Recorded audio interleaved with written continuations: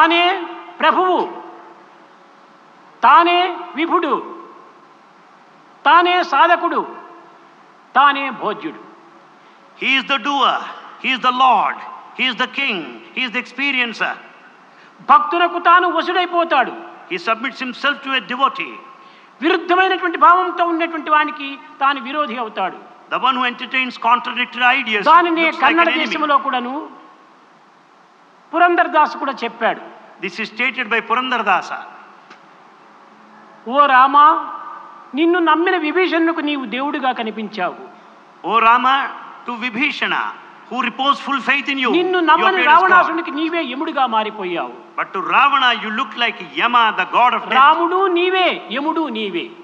You are Yama, the god of death, and you are నిన్ను God. తప్ప మరొక యముడు లేడు ఈ జగత్తులో. There is no other Yama beyond you. ప్రేమించిన వారిని రాములుగా భావిస్తావు.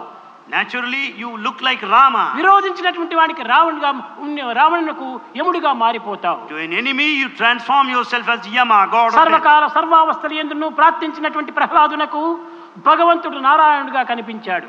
At all times, at all periods, everywhere, Prahlada prayed to God. అట్టి భగవంతుని విరోధంగా గావించుకున్నటువంటి హిరణ్యకశిపునకు యముడిగా మారిపోయాడు. But to Hiranyakashipu, who developed hatred, he appeared like Yama, the god of death.